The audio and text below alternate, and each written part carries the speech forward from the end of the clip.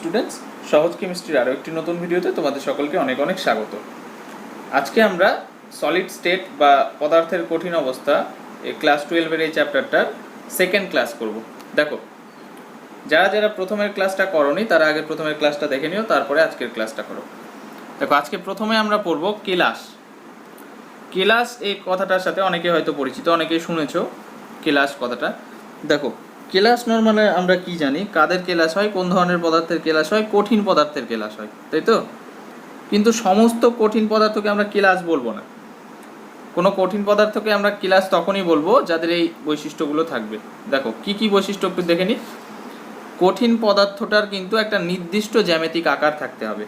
নির্দিষ্ট জ্যামিতিক আকার বলতে সাপোজ কোনো কেলাস আছে, ধরো ঘনকের মতো, ঘনকের তো একটা নির্দিষ্ট জ্যামিতিক আকার আছে, তাই তো? সেরকম তার কিন্তু কঠিন পদার্থটির কিন্তু একটা নির্দিষ্ট জ্যামিতিক আকার থাকতে হবে। তারপরে দেখো, নির্দিষ্ট সংখ্যক সমতল পৃষ্ঠ দ্বারা সীমাবদ্ধ হতে হবে। অর্থাৎ আমরা বুঝলাম যে নির্দিষ্ট জ্যামিতিক আকার থাকতে হবে এবং সেই নির্দিষ্ট জ্যামিতিক আকারটার নির্দিষ্ট সংখ্যক সমতল পৃষ্ঠ দ্বারা সীমাবদ্ধ হতে হবে। সাপোজ একটা যদি ঘনক নিই, ঘনকের 6টা পৃষ্ঠতল থাকে, সেটা তো নির্দিষ্ট। কোনোদিন ঘনকের 5টা পৃষ্ঠতল বা 7টা পৃষ্ঠতল তো হয়ে যাবে না, বোঝা গেছে? তাই পৃষ্ঠতল সংখ্যাটা নির্দিষ্ট হতে হবে। ব্যাস, এটা গেল। তারপরে যে গঠনকারী কণাগুলো দিয়ে কেলাসটা তৈরি, গঠনকারী কণা বলতে মানে যেগুলো কণা দ্বারা টোটাল কেলাসটা গঠিত হচ্ছে, সেই কণাটা ধরো অণু হতে পারে অথবা পরমাণু হতে পারে বা আয়ন হতে পারে, সেই গঠনকারী কণাগুলোর কিন্তু সুষম এবং পর্যায়ক্রমিক বিন্যাস থাকতে হবে। সুষম পর্যায়ক্রমিক বিন্যাস মানে ধরো যে গঠনকারী কণাগুলো পরপর পরপর জুড়ে জুড়ে যে টোটাল কেলাসটা গঠন করছে, তাদের একটা রেগুলার অ্যারেঞ্জমেন্ট থাকতে হবে। এমনটা নয় যে কণাগুলো যেমন ইচ্ছা তেমন বসে বসে কেলাসটা গঠন করে দিল, এরকম হলে কিন্তু চলবে না। তাদের একটা রেগুলার অ্যারেঞ্জমেন্ট থাকতে হবে, যে পরপর পরপর এই অ্যারেঞ্জমেন্ট অনুযায়ী কণাগুলো বসবে। বোঝা গেছে ব্যাপারটা? তাহলে এই বৈশিষ্ট্যগুলো থাকলে তখন সেই কঠিন পদার্থটাকে আমরা বলবো কেলাস। এবার এই কেলাস সম্পর্কে কয়েকটা টার্ম আমাদেরকে জানতে হবে। দেখো, সাপোজ একটা ঘনকের আকৃতির একটা কেলাস নিলাম, বোঝা গেছে? তাহলে এই ঘনকের দেখো এই অংশগুলোকে আমরা বলবো পৃষ্ঠতল। অর্থাৎ ওপরে এই যে ছাদের মতো অংশটা, নিচের এই অংশটা, তারপরে সাইডের ওয়াল থাকবে, ঠিক একই রকম এই সাইডেও থাকবে, বোঝা গেছে? এবার আর কোথায় কোথায় থাকবে, এই যে সামনের দিকটাতে থাকবে আর পেছনের দিকটাতে থাকবে, বোঝা গেছে? তাহলে টোটাল কটা পৃষ্ঠতল হলো? 6টা। এই যে ওপরে, নিচে, বাঁয়ে, ডানে, সামনে আর পেছনে, টোটাল এগুলো, এই অংশগুলোকে বলবো আমরা পৃষ্ঠতল। ঠিক আছে? তাহলে এই দাগগুলো মুছে দিচ্ছি, কারণ এর ওপরে আবার আঁকতে হবে। দেখো, তাহলে এই অংশগুলোকে আমরা বলছি কিন্তু পৃষ্ঠতল। এই অংশগুলোকে আমরা বললাম পৃষ্ঠতল। তাহলে পৃষ্ঠতলের সংখ্যা টোটাল কটা পেলাম? 6টি। ক্লিয়ার? ব্যাস। এবার দেখো, এই যে দাগগুলো দেখছো, এই দাগগুলোকে বলা হয় ধার বা কিনারা। টোটাল কটা লাইন আছে দেখো, ওপরে 1, 2, 3, 4, নিচে একই রকম 1, 2, 3, 4, তার মানে 8টা হলো, 9টা, 10টা, 11টা, 12টা। তাহলে টোটাল ধার বা কিনারা কটা আছে? 12টা। ধার বা কিনারা এটা আছে টোটাল 12টি। ক্লিয়ার? তাহলে পৃষ্ঠতল এবং ধার বা কিনারা বোঝা গেল। এবার দেখো, ধরো যে এই অক্ষ বরাবর এটাকে এক্স অক্ষ লিখলাম, এই অক্ষটা ওয়াই, এই অক্ষটা ধরো জেড। ঠিক আছে? তাহলে দেখো, ওয়াই অক্ষ এবং এক্স অক্ষ এদের মধ্যে একটা কোণ থাকছে, একই রকমভাবে এক্স আর জেড অক্ষর মধ্যে একটা কোণ থাকছে, একই রকমভাবে এক্স আর ওয়াই অক্ষর মধ্যে একটা কোণ থাকছে। এবার একটু ভালো করে একটু ত্রিমাত্রিকভাবে বিবেচনা করো। এই যে বাম দিকে যে একটা তল আছে পৃষ্ঠতল এবং নিচের পৃষ্ঠতল, তাদের মধ্যে একটা কোণ থাকছে, ওইটাই তো এই কোণটা, বোঝা গেছে? একই রকমভাবে তোমরা এই দুটোও ভাবতে পারো। দেখো যে এই কোণটা, এই যে এই পৃষ্ঠতল, ওপরের পৃষ্ঠতল এবং এই সাইডের পৃষ্ঠতল, পেছনের পৃষ্ঠতল, তাদের মধ্যে একটা কোণ থাকছে, বোঝা গেছে কি না? একই রকমভাবে আমরা যদি বলি, তোমার হচ্ছে নিচের পৃষ্ঠতলটা এবং এই সাইডের পৃষ্ঠতলটা, তাদের মধ্যেও একটা কোণ থাকছে, বোঝা গেছে? এই যে পৃষ্ঠতলগুলোর মধ্যে দুটো পৃষ্ঠতলের মাঝের যে কোণটা, সেটাকে বলি আমরা আন্তঃপৃষ্ঠীয় কোণ। তাহলে এইগুলোকে কি বলা হয়? এই কোণগুলোকে বলা হয় আন্তঃপৃষ্ঠীয় কোণ। আন্তঃপৃষ্ঠীয় কোণ। ঠিক আছে, দুটো পৃষ্ঠতলের মাঝের যে কোণটা সেটাকেই বলা হয় আন্তঃপৃষ্ঠীয় কোণ। এবার এই ওয়াই এবং জেড অ্যাক্সিস তাদের মাঝে যে কোণটা তৈরি হয়েছে সেই কোণটাকে আলফা সিম্বল দ্বারা প্রকাশ করা হয়। বোঝা গেছে? এক্স এবং জেড অ্যাক্সিস তাদের মধ্যে যে কোণটা তৈরি হয়েছে সেই কোণটাকে সাধারণত বিটা সিম্বল দ্বারা প্রকাশ করা হয়। আর এক্স এবং ওয়াই অ্যাক্সিসের মধ্যে যে কোণটা তৈরি হয়েছে সেটাকে সাধারণত গামা সিম্বল দ্বারা প্রকাশ করা হয়। ক্লিয়ার? তাহলে এই গেল আমাদের পৃষ্ঠতল, ধার বা কিনারা এবং আন্তঃপৃষ্ঠীয় কোণ। বোঝা গেছে? এটা আন্তঃপৃষ্ঠীয় কোণ। দেখো, ব্যাস এই ব্যাপারটা চলে গেল। নেক্সট দেখো, সুন্দর একটা ছবি আছে এখানে। এখানে যে গোল বলের মতো অংশগুলো দেখছো সেগুলো কিছুই না, সেগুলো হচ্ছে কেলাসের গঠনকারী কণা। সেগুলো অণু হতে পারে, পরমাণু হতে পারে, অথবা আয়ন হতে পারে। দেখো, এই গঠনকারী কণাগুলো পরপর পরপর বিন্যস্ত হয়ে সুন্দর একটা ত্রিমাত্রিক বিন্যাস তৈরি করেছে, তাই তো? এই যে গঠনকারী কণাগুলোর অবস্থানকে এরকম যদি বিন্দু দ্বারা আমরা সূচিত করি, সেই বিন্দুগুলোর যে সুষম পর্যায়ক্রমিক বিন্যাসটা আমরা পাচ্ছি সেইটাকে বলা হয় কেলাস জালক। তাহলে এই টোটাল ব্যাপারটাকে বলবো আমরা কেলাস জালক। তাহলে কেলাস জালকটা কি আমি আরও একবার বলছি। দেখো, কেলাসের যে গঠনকারী কণা, সেই গঠনকারী কণাগুলোকে যদি এরকম বিন্দু দ্বারা সূচিত করি, সেই বিন্দুগুলোর যে সুষম পর্যায়ক্রমিক বিন্যাসটা আমরা পেলাম, যে ত্রিমাত্রিক বিন্যাসটা পেলাম, সেটাই হচ্ছে কেলাস জালক। ঠিক আছে?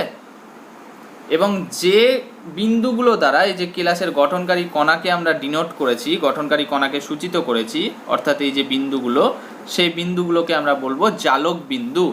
বোঝা গেছে? এই যে বিন্দুগুলো তোমরা দেখতে পাচ্ছ, যেগুলো দিয়ে কেলাসের গঠনকারী কণাগুলো সূচিত করেছি, সেই বিন্দুগুলোকে বলবো আমরা জালক বিন্দু। ক্লিয়ার? জালক বিন্দু বা ইংলিশে ল্যাটিস পয়েন্টস। বোঝা গেছে? এই টোটাল অংশটাকে বলবো আমরা কেলাস জালক, এবং কেলাস জালকে এই যে বিন্দুর মতো অংশগুলো সেগুলোকে বলবো আমরা জালক বিন্দু। মানে যে বিন্দুগুলো দ্বারা আমরা এই গঠনকারী এককগুলোকে, গঠনকারী কণাগুলোকে নির্দেশ করেছি, অবস্থানটা নির্দেশ করেছি তাদের, সেগুলো হচ্ছে জালক বিন্দু। ক্লিয়ার?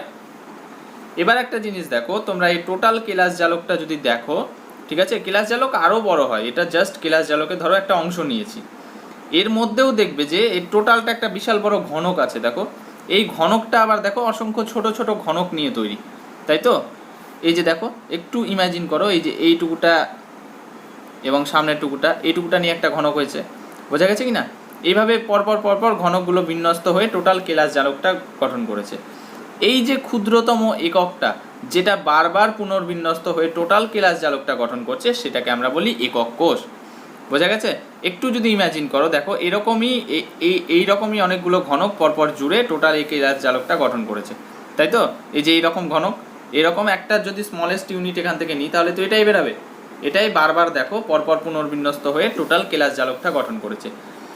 এই যে ক্ষুদ্রতম প্যাটার্নটা, ক্ষুদ্রতম এককটা, যেটা এই ত্রিমাত্রিক অঞ্চলে বারবার পুনরাবৃত্ত হয়ে একদম নির্দিষ্ট অ্যারেঞ্জমেন্টে, পর্যায়ক্রমে বারবার পুনরাবৃত্ত হয়ে টোটাল কেলাস জালকটা গঠন করেছে, সেই ক্ষুদ্রতম প্যাটার্নটাকে আমরা বলি একক কোষ।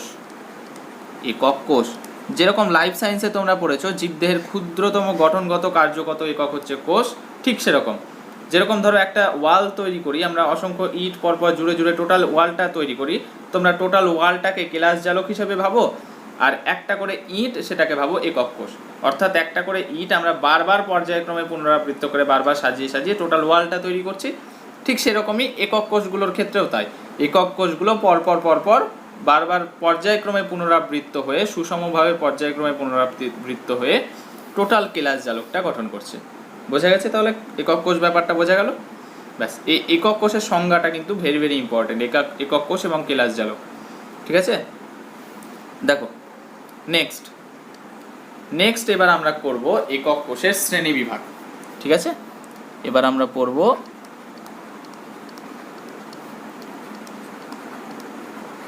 একক কোষের শ্রেণী বিভাগ।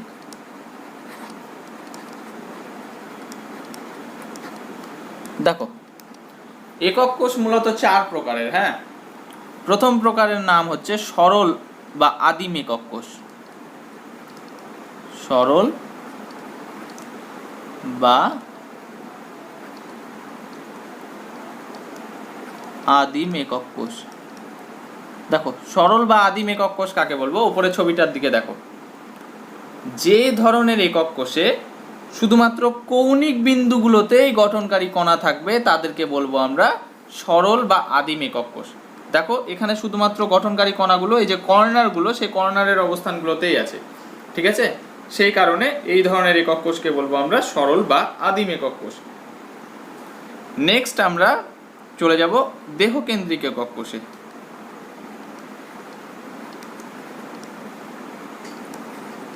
দেহকেন্দ্রিক একক কোষ, দেখো এই ধরনের একক কোষে কৌণিক বিন্দুগুলোতে তো গঠনকারী কণা থাকবেই। দেখো প্রত্যেকটা কৌণিক বিন্দুতেই গঠনকারী কণা আছে। কৌণিক বিন্দুগুলোতে গঠনকারী কণা থাকার পাশাপাশি এই যে একক কোষটা আছে, একক কোষটা দেহ কেন্দ্রে, দেহ কেন্দ্র মানে ধরো এটাকে একটা ঘনকের মতো কল্পনা করো, ঘনকটার ভেতরে অর্থাৎ এই টোটাল বডিটার ভেতরে একটা কণা থাকবে, ঠিক আছে? সেটাকে বলবো আমরা দেহকেন্দ্রিক একক কোষ। অর্থাৎ যে ধরনের একক কোষে কৌণিক বিন্দুগুলোতে তো কণা থাকবেই, গঠনকারী কণা থাকবেই, তার সাথে সাথে এই এর দেহের কেন্দ্রে একটা কণা থাকবে, সেটাকে বলবো আমরা দেহকেন্দ্রিক একক কোষ। বোঝা গেছে? তারপরে আমরা চলে আসছি পৃষ্ঠকেন্দ্রিক একক কোষ। পৃষ্ঠকেন্দ্রিক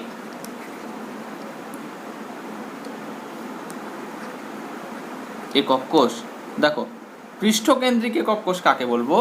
যে ধরনের একক কোষে কৌণিক বিন্দুগুলোতে কণা থাকবেই, ঠিক আছে?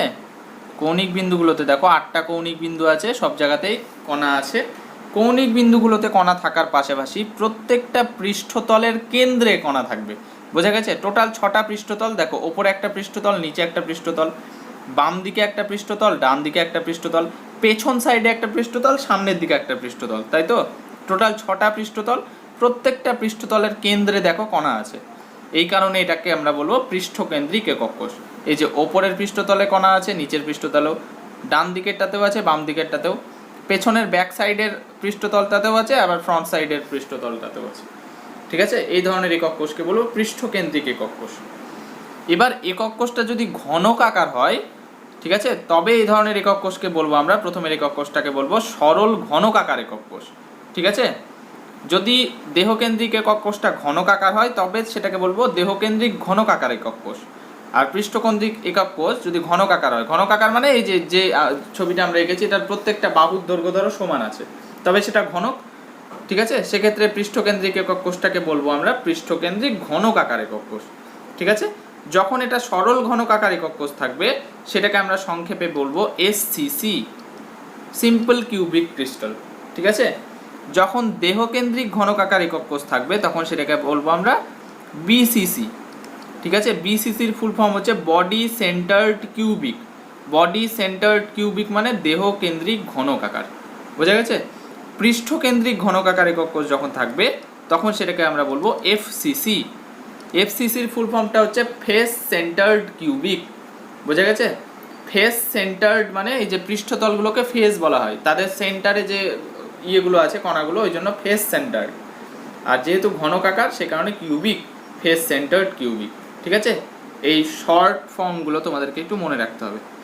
সরল ঘনক আকার হলে এসসিসি, দেহকেন্দ্রিক ঘনক আকার হলে বিসিসি, পৃষ্ঠকেন্দ্রিক ঘনক আকার হলে এফসিসি। ক্লিয়ার? ব্যাস। এরপরে দেখো লাস্ট আরেক প্রকারের একক কোষ আছে, সেটাকে বলি আমরা প্রান্ত কেন্দ্রিক একক কোষ। বোঝা গেছে? প্রান্ত কেন্দ্রিক একক কোষ।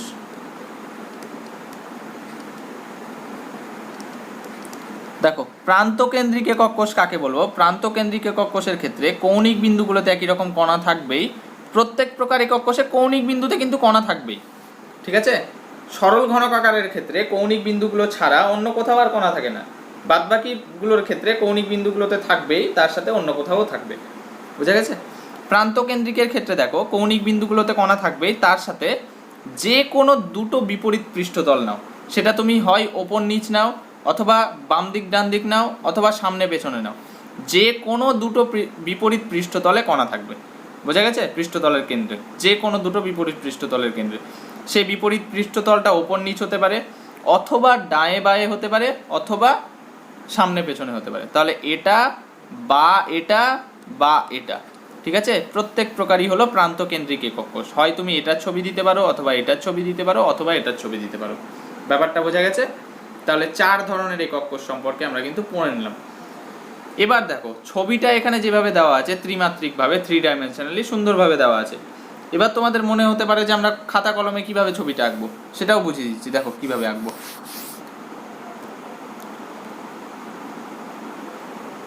আমরা এটা একটু মিটিয়ে নিই, দেখো দিয়ে এটাতে ছবিটা বুঝিয়ে দেবো।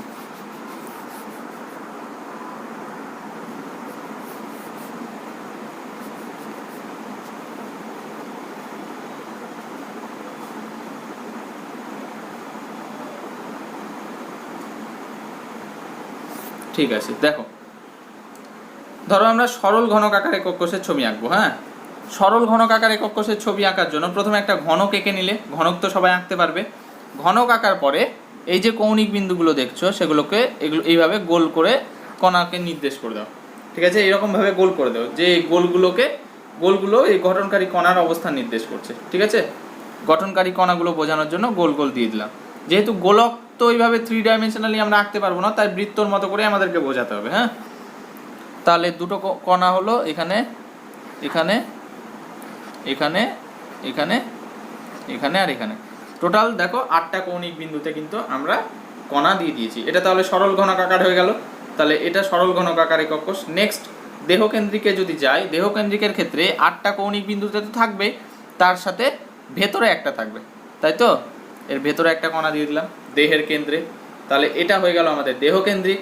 এবার যদি পৃষ্ঠকেন্দ্রিক আঁকতে যাই, পৃষ্ঠকেন্দ্রিকের ক্ষেত্রে 8টা কৌণিক বিন্দুতে তো থাকবেই, তার সাথে পৃষ্ঠতল, প্রত্যেকটা পৃষ্ঠতলের কেন্দ্রে থাকবে। ওপরের পৃষ্ঠতলের কেন্দ্রে দিলাম, নিচের পৃষ্ঠতলের কেন্দ্রে দিলাম, ডান দিকের পৃষ্ঠতলের কেন্দ্রে দিলাম, বাম দিকের পৃষ্ঠতলের কেন্দ্রে দিলাম, পেছনের পৃষ্ঠতলের কেন্দ্রটা দিলাম, সামনের পৃষ্ঠতলের কেন্দ্রে দিয়ে দিলাম। তাহলে এ হয়ে গেল আমাদের পৃষ্ঠকেন্দ্রিক। বুঝে গেছে? এবার যদি আমরা প্রান্তকেন্দ্রিকের ছবি করতে চাই, দেখো ব্যাস এটাই প্রান্তকেন্দ্রিক হয়ে গেল। যে কোনো দুটো বিপরীত পৃষ্ঠতলে দিয়ে দিয়েছি, ওপরে এবং নিচে। অথবা তুমি এটাও করতে পারতে, ডান দিকে এবং বাম দিকে। ঠিক আছে, অথবা তুমি সামনে পেছনেও দিতে পারো। ধরো যে তুমি পেছন দিকে দিলে এবং সামনের দিকে দিলে, ব্যাস এগুলো প্রান্তকেন্দ্রিক। ক্লিয়ার? তাহলে ছবিটা কিন্তু আমাদেরকে এইভাবে আঁকতে হবে।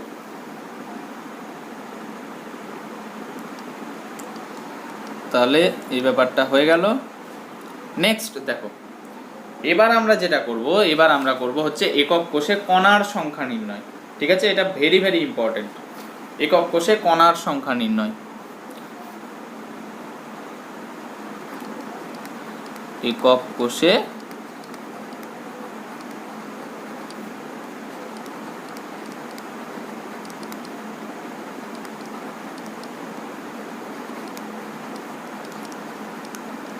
কণার সংখ্যা নির্ণয়।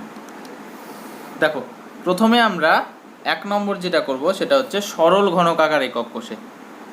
ঠিক আছে, সরল বা আদিম একক কোষে, সরল বা আদিম একক কোষে, সেই সরল বা আদিম একক কোষে কণার সংখ্যা নির্ণয় করব। দেখো একটু ভালো করে ব্যাপারটা বুঝবে। হ্যাঁ, অ্যাকচুয়ালি কি আমরা যে কণাগুলোকে কৌণিক বিন্দুতে যে কণাগুলোকে ছোট ছোট ভাবে দেখাচ্ছি, অ্যাকচুয়ালি এত ছোট ছোট থাকে না কণাগুলো। হ্যাঁ, মানে এতটা যে গ্যাপ গ্যাপে দেখিয়েছি এরকম গ্যাপ গ্যাপে থাকে না, কণাগুলো কিন্তু একদম লেগে লেগে থাকে।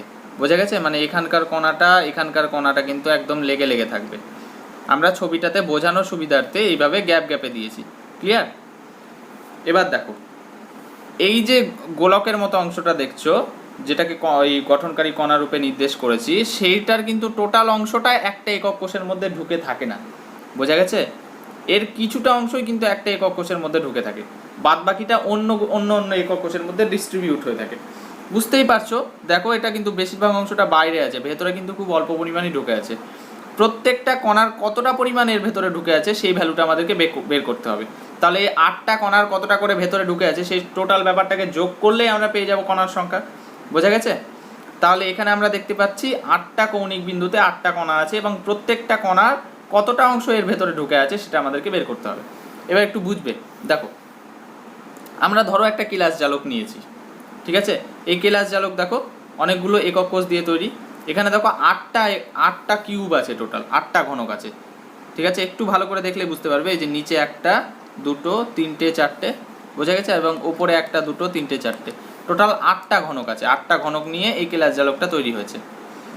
ধরো যে পেছনের যে ব্যাক সাইডের ঘনকটা আছে তার একটা কর্নার নিলাম, এই কর্নারটাতে ধরো একটা গঠনকারী কণা আছে, যেটাকে আমি এই বলের মতো কল্পনা করে নিচ্ছি, গোলক। হ্যাঁ, এবার দেখো একটু ভালো করে ভেবে দেখো ছবিটার দিকে, এই গোলকটার সম্পূর্ণ অংশটাই কিন্তু এই যে এই একক কোষটার মধ্যে ঢুকে নেই, বোঝা গেছে কি না? এর অনেকগুলো অংশ দেখো বাদবাকি একক কোষগুলোর মধ্যেও ঢুকে আছে। এবার এই টোটালটা কটা একক কোষের মধ্যে ঢুকে আছে সেটা একটু দেখে নিই। দেখো এই যে পেছনের এই নিচের একক কোষটাতেও আছে এর কিছুটা অংশ, এই দিকের নিচের একক কোষটাতেও কিছুটা আছে, পেছন দিকের নিচের একক কোষটাতেও কিছুটা আছে, এইখানে নিচের একক কোষটাতেও কিছুটা আছে। অর্থাৎ কি দেখলাম, এই যে আমি যদি একক কোষগুলোকে নাম্বারিং করি, এই একক কোষটাতে কিছুটা অংশ আছে, এইটাতেও আছে, এটাতেও আছে, এটাতেও আছে, হলো। এবার দেখো একই রকমভাবে ওপরেও 4টা একক কোষ আছে, সেগুলোতেও তো এর কিছুটা করে অংশ আছে, বোঝা গেছে কি না? তাহলে একই রকম, তাহলে এটাকে যদি 5 দিই, এটাকে 6, এটাকে 7, এটাকে 8, তাহলে কি বুঝলাম, এই যে গোলকটা, এই গোলকটা এই টোটাল 8টা একক কোষের মধ্যেই কিছুটা করে অংশ ভেতরে ঢুকে আছে, তাই তো? তাহলে একটা একক কোষের কতটা অংশ আছে? 1/8 অংশ, বোঝা গেছে ব্যাপারটা? টোটালটাকে আমি যদি 1 অংশ হিসেবে কল্পনা করে নিই, তাহলে দেখো 8টা একক কোষের কিছুটা কিছুটা করে ঢুকে আছে, তার মানে একটা একক কোষের কটা অংশ আছে? 1/8 অংশ। এরকমভাবে 8টা একক কোষের মধ্যে ঢুকে আছে, তার মানে আমরা 1/8কে যদি একই রকমভাবে 8 বার যোগ করি অথবা 8 দিয়ে গুণ করি, তাহলে টোটাল 1 অংশ পাচ্ছি তো, বোঝা গেছে? তার মানে এর টোটাল 1 অংশটা 8টা একক কোষের মধ্যে ঢুকে আছে। ক্লিয়ার? তাহলে একটা একক কোষে এর অবদান কতটা থাকছে? 1/8 অংশ, বোঝা গেল?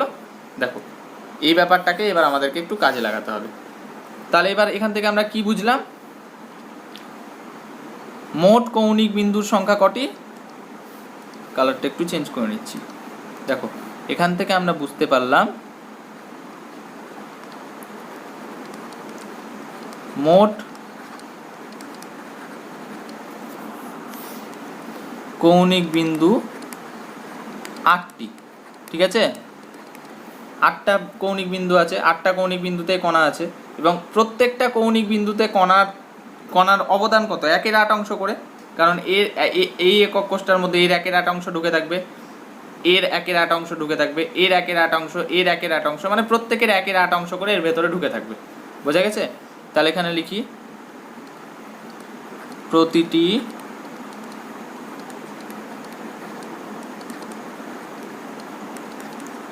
কৌণিক বিন্দুতে অবস্থিত কণার একটি একক কোষে অবদান, একটা একক কোষে অবদান কতটা থাকছে? 1/8 অংশ, বোঝা গেছে? 1/8 অংশ। এরকম টোটাল 8টা কৌণিক বিন্দুতেই কণা আছে, ঠিক আছে? তাহলে মোট কণার সংখ্যা কত পেলাম আমরা? দেখো মোট কণার সংখ্যা, টোটাল 8টা কৌণিক বিন্দু আছে, আর প্রত্যেকটা কৌণিক বিন্দুতে যে কণাগুলো আছে সেই কণাগুলো 1/8 অংশ করে দিচ্ছে একটা একক কোষকে, তাই তো? তাহলে টোটাল কণার সংখ্যা এই 8 কেটে গেল, থাকলো 1, তাহলে হলো 1টি, বোঝা গেছে? তাহলে সরল বা আদিম একক কোষে কণার সংখ্যা কটি পেলাম? 1টি। এটা ব্যাপারটা একটু বোঝার চেষ্টা করবে। দেখো এই যে কণাগুলো আছে কৌণিক বিন্দুতে, একটা কণার 1/8 অংশ এই একক কোষে ঢুকে আছে, তার মানে এটার 1/8 অংশ, এটার 1/8 অংশ, এটার 1/8 অংশ, এটার 1/8 অংশ, একই রকম এটার, এটার, এটার, এটার, অর্থাৎ 8টারই 1/8 অংশ এর ভেতরে ঢুকে আছে। এই 8টা 1/8 যদি যোগ করো, এই টোটাল কিন্তু লসাগু টসাগু করে একই বেরাবে, বুঝে গেছে? তাহলে সরল বা আদিম একক কোষে কণার সংখ্যা কটি পেলাম? 1টি, ঠিক আছে? তাহলে নেক্সট আমরা 2 নম্বরে চলে যাই। দেখো 2 নম্বর হচ্ছে দেহকেন্দ্রিক একক কোষ।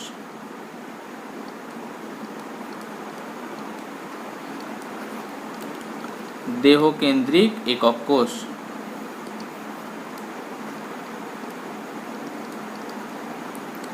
দেখো সরল একক কোষটা যদি বুঝতে পারো, এটা বোঝা আরো বেশি সহজ। দেখো এক্ষেত্রেও কিন্তু প্রতিটা কৌণিক বিন্দুতে কণা আছে, ঠিক আছে, তাহলে আমরা সরাসরি লিখে দিই কৌণিক বিন্দুগুলোর জন্য কণার সংখ্যা কত হবে।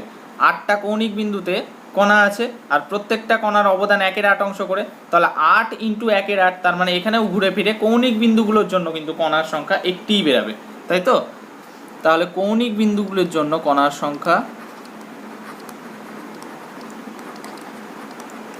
কৌণিক বিন্দুগুলির জন্য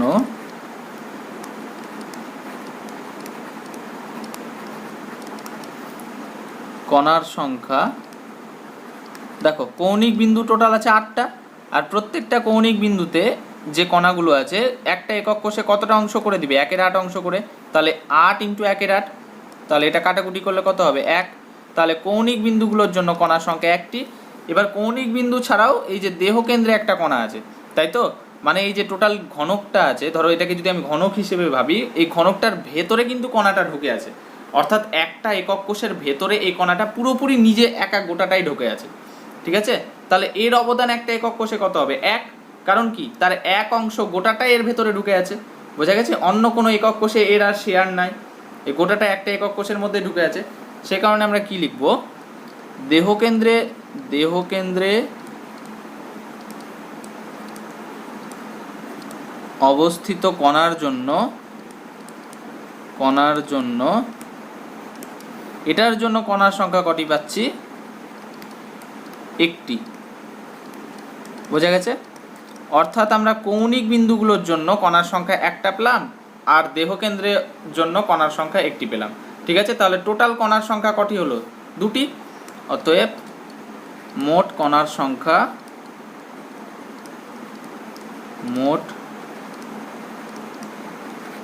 সংখ্যা হয়ে গেল দুটি। তাহলে আমরা পেয়ে গেলাম দেহকেন্দ্রিক একক কোষে কণার সংখ্যা কটি, দুটি। সরল বা আদিম একক কোষে পেলাম কণার সংখ্যা একটি, দেহকেন্দ্রিক একক কোষে পেলাম কণার সংখ্যা দুটি, বোঝা গেছে। দেখো এবার নেক্সট চলে যাই আমরা 3 নম্বরে।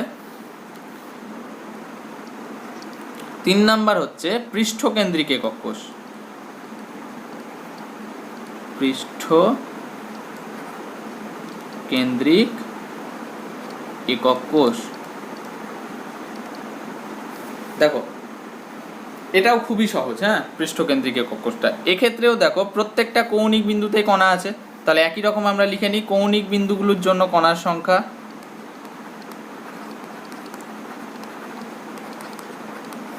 কৌণিক বিন্দুগুলির জন্য কণার সংখ্যা একই রকম হবে। টোটাল 8টা কৌণিক বিন্দু আছে আর প্রত্যেকটা কৌণিক বিন্দুতে অবদান কত করে, 1/8 অংশ করে, ব্যাস। এটা যদি গুণ করি 1 বেরাবে, তাহলে কৌণিক বিন্দুগুলোর জন্য কণার সংখ্যা একটি বেরালো। এবার দেখো কৌণিক বিন্দুগুলো ছাড়াও প্রত্যেকটা পৃষ্ঠতলের কেন্দ্রে কণা আছে, তাই তো, মানে 6টা পৃষ্ঠতল আছে, 6টা পৃষ্ঠতলের কেন্দ্রেই কণা আছে। এবার আমাদেরকে আগে বের করতে হবে এই যে পৃষ্ঠতলে অবস্থিত কণাগুলো এই একটা একক কোষের মধ্যে কতটা অংশ এর ঢুকে আছে। তার আগে বাকি অংশটুকুটা লিখে নিই। দেখো পৃষ্ঠকেন্দ্রে অবস্থিত কণার জন্য, পৃষ্ঠকেন্দ্রে অবস্থিত কণা বা কণাগুলির জন্য কণার সংখ্যা, দেখো টোটাল পৃষ্ঠতল আছে 6টা পৃষ্ঠতলেই কণা আছে। এবার তার সাথে আমাদেরকে কি গুণ করতে হবে, এর কতটা অংশ, একটা কণার কতটা অংশ এর ভেতরে ঢুকে আছে সেটা আগে দেখো। সেটা এই ছবি দিয়ে ভালো বুঝতে পারবে, হ্যাঁ। ধরো এই যে এই ঘনকটা আছে, ধরো এটাকে ঘনক হিসেবে কল্পনা করো, তার এই পৃষ্ঠতলের কেন্দ্রে ধরো একটা কণা আছে, ঠিক আছে। সেটাকে গোলক হিসেবে যদি কল্পনা করো তাহলে ভালো বুঝতে পারবে যে এই পৃষ্ঠতলের অর্ধেক হাফ এই একক কোষটাতে ঢুকে আছে, অর্ধেক ওই একক কোষটাতে ঢুকে আছে, ঠিক আছে। একই রকম এই পৃষ্ঠতলটাতে দেখো এখানে যে কণাটা আছে সেটার অর্ধেকটা একক কোষে ঢুকে আছে, অর্ধেকটা পাশের একক কোষে ঢুকে আছে।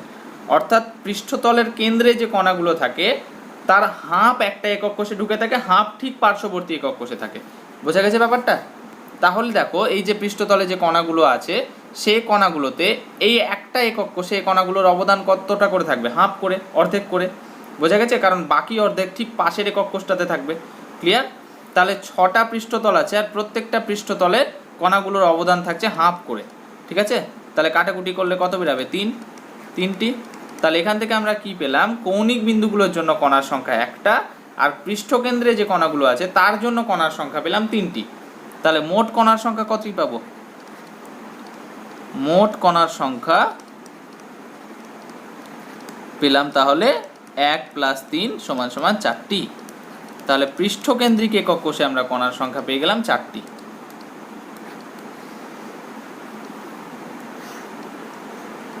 ক্লিয়ার? দেখো, তাহলে পৃষ্ঠকেন্দ্রিক একক কোষ হয়ে গেল। এবার আমরা লাস্ট নাম্বার যাচ্ছি, প্রান্তকেন্দ্রিক একক কোষ। এটা হচ্ছে আমাদের প্রান্তকেন্দ্রিক একক কোষ। এটা খুবই সহজ, এতগুলো বুঝে গেলে এটা করা কোনো ব্যাপারই না। দেখো, একই রকম প্রত্যেকটা কৌণিক বিন্দুতেই কণা আছে, তাহলে একই রকম লিখছি, কৌণিক বিন্দুগুলির জন্য কণার সংখ্যা, কৌণিক বিন্দুগুলির জন্য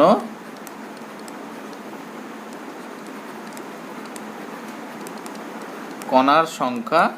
দেখো, কৌণিক বিন্দু 8টা আছে, আর প্রত্যেকটা কৌণিক বিন্দুতে কণার অবদান 1 এর 8 করে, তাহলে কটি হবে? একটিই হবে। এবার আর কোথায় কণা আছে? দুটো বিপরীত পৃষ্ঠতলে কেন্দ্রে কণা আছে, ঠিক আছে? তাহলে দুটি বিপরীত পৃষ্ঠতলের জন্য কণার সংখ্যা,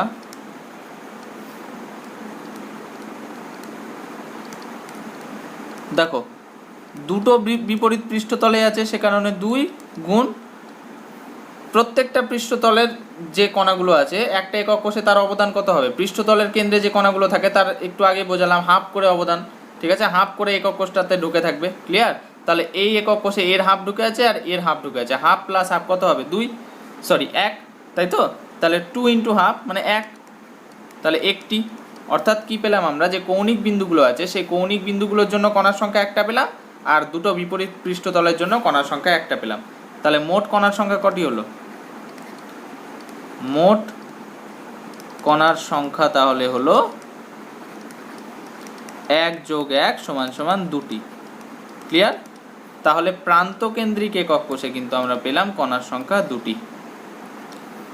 তাহলে সব ধরনের একক কোষই হয়ে গেল। ব্যাস, এবার আমাদেরকে দুটো প্রবলেম করতে হবে, এই দুটো প্রবলেম করলে আজকের ক্লাস হয়ে যাবে। দেখো, ফার্স্ট প্রবলেমটা আছে,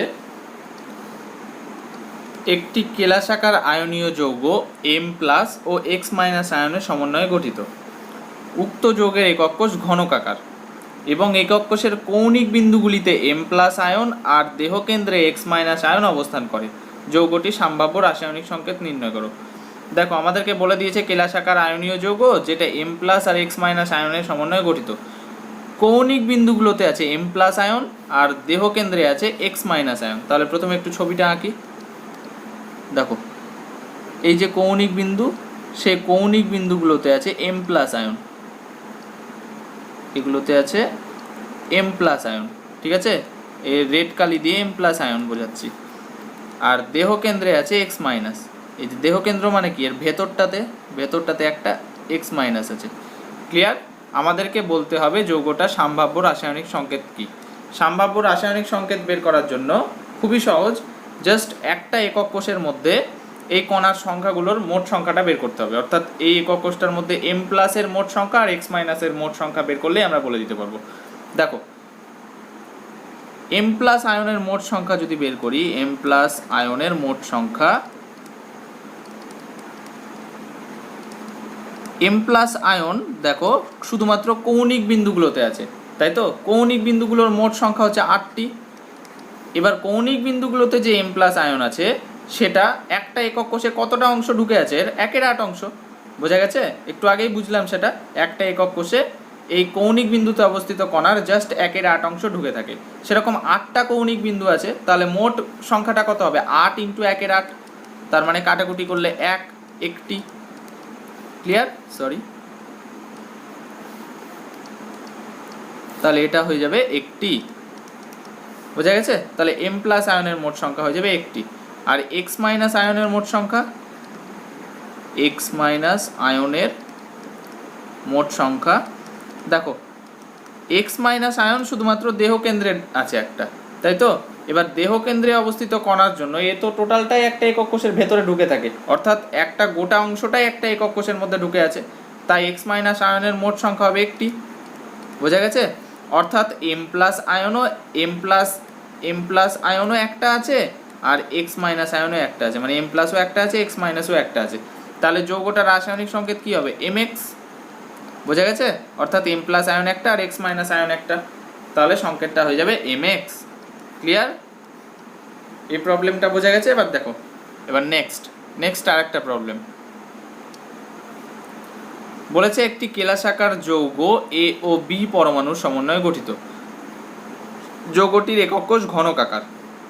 একক কোষের কৌণিক বিন্দুগুলি এ পরমাণু আর পৃষ্ঠ কেন্দ্রগুলি বি পরমাণু দ্বারা অধিকৃত। যৌগটি সম্ভাব্য রাসায়নিক সংকেত চেয়েছে। দেখো বলে দিয়েছে কৌণিক বিন্দুগুলোতে আছে এ পরমাণু আর পৃষ্ঠ কেন্দ্রগুলোতে আছে বি পরমাণু। তা ছবিটা আঁকি। কৌণিক বিন্দুগুলোতে প্রথমে এ পরমাণু দিই, এগুলো কৌণিক বিন্দু, এগুলোতে এ দিলাম, ঠিক আছে, এগুলো এ। আর পৃষ্ঠ কেন্দ্রগুলোতে দিতে হবে বি। এই যে পৃষ্ঠ কেন্দ্র টোটাল 6টা আছে, ওপরে নিচে বামে ডানে পেছনে সামনে, হলো এগুলো হচ্ছে বি। ক্লিয়ার? দেখো তাহলে এর মোট সংখ্যা একই রকমভাবে বের করতে হবে। এ পরমাণুর মোট সংখ্যা একই রকম, 8টা কৌণিক বিন্দুতে এ পরমাণু আছে, ঠিক আছে, আর প্রত্যেকটা কৌণিক বিন্দুতে অবস্থিত এ পরমাণুর জন্য একটা একক কোষে অবদান 1/8 অংশ করে, তাহলে 8 × 1/8 মানে একটি। এবার বি কতটা আছে দেখো, বি পরমাণুর মোট সংখ্যা, বি পরমাণুগুলো শুধুমাত্র পৃষ্ঠতলগুলোতে আছে, পৃষ্ঠতলের কেন্দ্রে, তাই তো? টোটাল পৃষ্ঠতল 6টি। এবার যে পৃষ্ঠতলে অবস্থিত বি পরমাণুগুলো তার অর্ধেকটা জাস্ট এই একটা একক কোষের ভেতরে ঢুকে আছে, তাই তো? তাহলে 6টা পৃষ্ঠকেন্দ্রে প্রত্যেকটার অর্ধেক করে ঢুকে আছে, তাহলে 6 × 1/2, তার মানে কত? 3টি। তার মানে দেখো এ আছে একটি আর বি আছে 3টি, তাহলে যৌগটার সংকেত কি হবে? A B 3। বোঝা গেছে? তাহলে যৌগটির সম্ভাব্য রাসায়নিক সংকেত হবে এ বি 3। ব্যাস, আজকের ক্লাস এতটাই। খুব তাড়াতাড়ি নেক্সট ভিডিওটাও আপলোড করে দেবো। হ্যাঁ, এইভাবে আমাদের টোটাল সলিড স্টেট চ্যাপ্টারটা শেষ হয়ে যাবে। ব্যাস, তাহলে আজকে এতটা থাকলো, আবার তাড়াতাড়ি দেখা হচ্ছে পরের ভিডিওতে।